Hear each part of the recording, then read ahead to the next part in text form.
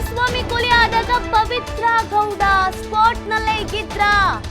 Vinay set ನಲ್ಲಿ ದರ್ಶನ್ ಜೊತೆಗೆ ಇದ್ರಂತೆ ಪವಿತ್ರ ಗೌಡ ಕೂಡ.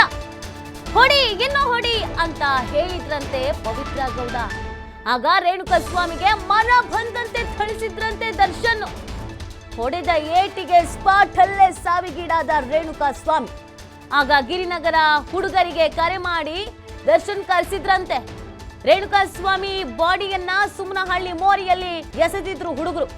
ನೋಡಿ, ಇಲ್ಲಿವರೆಗೂ ಚಿತ್ರ ನಟಿ ಮತ್ತು ದರ್ಶನ್ ಅವರ ಸ್ನೇಹಿತೆ ಅಂತ ಹೇಳಲಾಗ್ತಾ ಇತ್ತು, ಮೆಸೇಜ್ ಆಕೆಗೆ ಮಾಡಿದ್ದು ಅಂತ.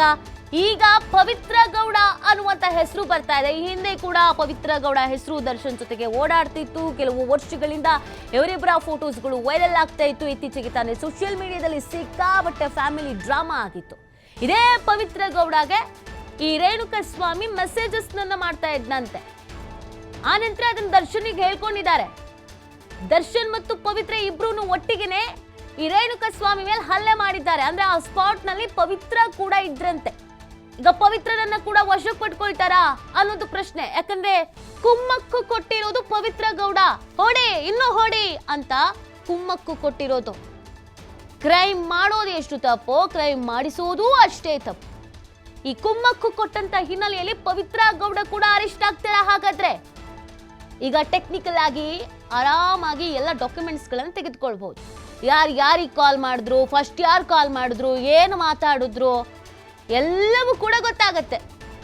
ಹಾಗಾಗಿ ಪವಿತ್ರ ಗೌಡಗೂ ಕೂಡ ಸಂಕಷ್ಟ ಎದುರಾಗುವ ಎಲ್ಲಾ ಲಕ್ಷಣಗಳು ಕೂಡ ಕಾಣಿಸ್ಕೊಳ್ತಾ ಇದೆ. ದರ್ಶನ್ ಮತ್ತು ಪವಿತ್ರ ಗೌಡ ಇವರಿಬ್ಬರ ವಿಚಾರ ಸ್ಯಾಂಡಲ್ವುಡ್ ನಲ್ಲಿ ಬಹಳ ವರ್ಷಗಳಿಂದ ಓಡಾಡ್ತಾ ಇತ್ತು. ಇತ್ತೀಚೆಗೆ ಸ್ವತಃ ದರ್ಶನ್ ಪತ್ನಿ ವಿಜಯಲಕ್ಷ್ಮಿ ಕೂಡ ಇನ್ಸ್ಟಾಗ್ರಾಮ್ ಅಕೌಂಟ್ ನಲ್ಲಿ ಒಂದು ಸ್ಟೇಟಸ್ ಅನ್ನ ಹಾಕೋಣದ್ರ ಮುಖಾಂತರವಾಗಿ ಅದು ಮತ್ತಷ್ಟು ವೈರಲ್ ಆಗಿತ್ತು. ಈಗ ಮತ್ತೊಮ್ಮೆ ಅದೇ ಪವಿತ್ರ ಗೌಡನ ಹೆಸರು ಬರ್ತಾ ಇದೆ. ಈ ಕೊಲೆ ಪ್ರಕರಣದಲ್ಲಿ ಪವಿತ್ರ ಗೌಡ ಪಾತ್ರ ಕೂಡ ಇದೆ. ಹೊಡಿ ಹೊಡಿ ಅಂತ ಕುಮ್ಮಕ್ಕು ಕೊಟ್ಟಿದ್ದ ಆಕೆನೇ ಅಂತ ಹೇಳಲಾಗ್ತಾ ಇದೆ. ಹಾಗಾಗಿ ಆಕೆಯನ್ನು ಕೂಡ ವಶಕ್ಕೆ ಪಡ್ಕೊಳ್ತಾರಾ ಅನ್ನೋದು ಸದ್ಯಕ್ಕಿರುವಂತ ಪ್ರಶ್ನೆ. ಆಕೆಯ ಮೇಲೂ ಕೂಡ ಪ್ರಕರಣ ದಾಖಲಾಗುತ್ತಾ? ಆಕೆಯನ್ನು ಕೂಡ ತನಿಖೆಗೆ ಒಳಪಡಿಸ್ತಾರಾ? ಏನಾಗಿತ್ತು, ಏನು ಎತ್ತ, ಇದೆಲ್ಲದ್ರ ಬಗ್ಗೆ ತನಿಖೆ ಆಗಬೇಕು ಅಂತಂದ್ರೆ ಪ್ರತಿಯೊಬ್ಬರನ್ನು ವಿಚಾರಣೆಗೆ ಒಳಪಡಿಸಬೇಕಾದಂತ ಅಗತ್ಯತೆ ಮತ್ತು ಅನಿವಾರ್ಯತೆ ಇದ್ದೇ ಇದೆ.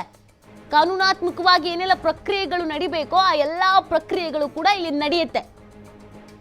ಪವಿತ್ರ ಕೂಡ ಹೆಸರು ಕೂಡ ಈಗ ಕೇಳಿ ಬರ್ತಾ ಇರುವಂತ ಹಿನ್ನೆಲೆಯಲ್ಲಿ